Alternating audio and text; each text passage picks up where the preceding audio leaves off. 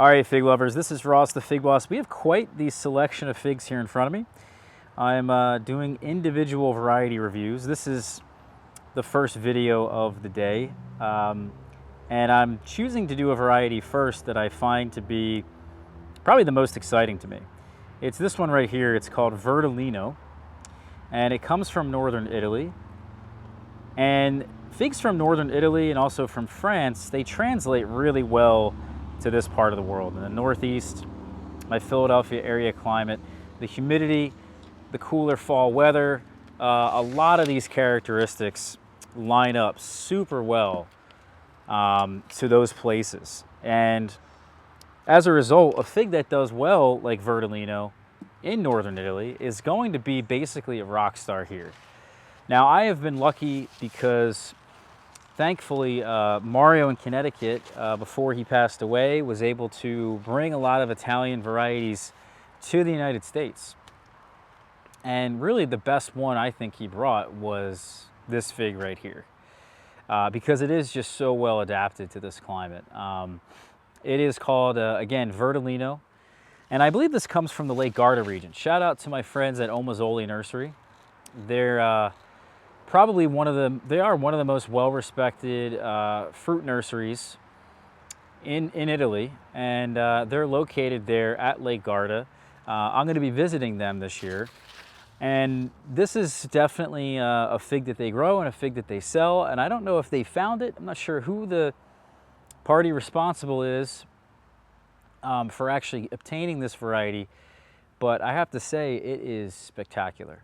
So that's why as I said, above all the other figs here, I've probably got 20, 25 varieties in front of me. This is the one that I'm looking forward to the most. And we got a lot on the tree here. This is also not really the most mature tree, but it's an extremely productive variety. As you can see, it's literally producing a fig on every node. Very easy to fruit. It's an early ripening fig, and it tastes fantastic. The shape is also very similar to Moro de Caneva. It's almost like Figo Moro da Caneva, but like the green-skinned version of it. It produces Breva as well, and it's just crazy how similar they are. But the flavor I find and the texture on Verdolino is I think superior. This to me, when I've had this a few years ago, which is also partly why I'm really excited to review it today.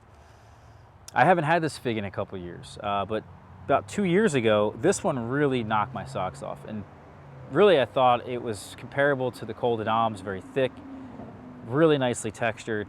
And so not only does it have all these great performance characteristics, it's also really hardy. I've been hearing reports of from a friend of mine in Maryland. So this fig's got a lot going for it. It's got, the perfect shape, the way that it hangs. It dries easily, the hang time's great. It's like, what more could you ask for? And honestly, this fig already is in my top 5. I've been saying it for years, actually, not necessarily publicly, but this fig's right up there with others like Verdino del Nord and Black Celeste, Moro de Caneva and Campanile, and so many others that I grow that are in my top tiers of fig varieties. This one, though, I think is a notch above even the ones I love the most. So let's cut some of these open. Let's try it. Again, it's called Verdolino. I don't know exactly what that translates to. If anyone knows, it probably just means something like green fig or something like that, but because that V-E-R-D in there might be some indication of that. In any case, I'd love to know where this fig really comes from, who found it, who really introduced it, because this person really deserves some credit. And, I'm just the one here kind of making it popular. I would imagine this fig isn't even that popular in Italy. How sad is that? It's not even that popular in Europe. How sad is that? It just goes to show you you really, I mean, people get on me all the time for like promoting these figs or hyping them, people say. But it's really just, I can recognize and tell you guys why I think certain varieties are better than others in a clear and concise way. The only thing you have to do is just try and grow it and see for yourself. See if I'm right. I think I've got a pretty good track record. So this is the inside there. And what I remember from the past, actually, some of them I've had were really, really, really well ripened. These are nice, but I would argue you could probably even get them more well ripened than this. So I'm excited to see as this tree matures. This is, you know, a potted tree. Again, not even that mature. This is only in its second year. It's grafted. So that kind of helps it out a little bit.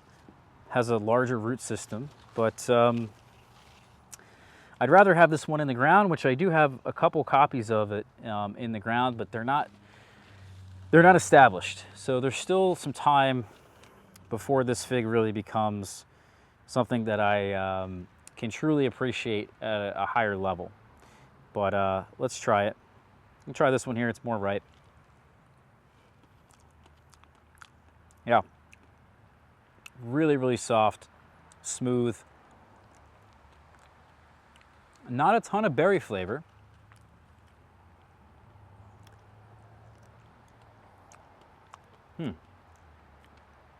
That one was better. Very sweet. More of a sugar fig, actually. And I'm not necessarily picking up the same col de dame texture that I had in the past from my in-ground fig.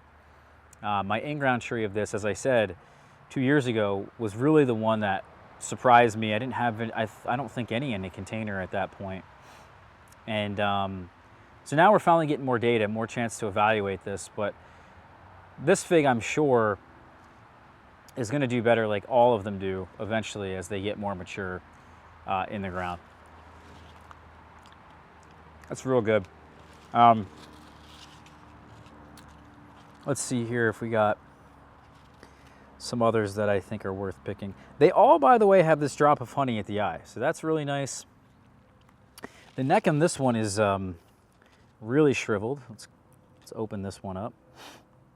Not as dark of a red of a pulp. Oh, excuse me. All right, so let's try this. Yeah. To me, it kind of tastes almost like Desert King. Like it's producing a honeyberry fig in a way. Very juicy, very soft, actually quite syrupy and very different than what I had in the past. Which is a little sad because I liked it more actually before, a couple of years ago. But again, we still have many more years to evaluate this fig. Every year they change and every year they get better, even in the ground. Yeah, so still it's quite good, but I know they can be better than this. Regardless, that is Verdolino there, guys. A variety here that I really, really respect, and I'm hoping that you guys will at some point try it. It is different than the variety called Salame or Salami, however you want to spell it, the E at the end or the I at the end. I did confirm that to be a different fig, although very similar, definitely different. So thank you guys here for watching this one. We'll see you for the next one, all right? Hit that subscribe button, hit that like button for me. Take care.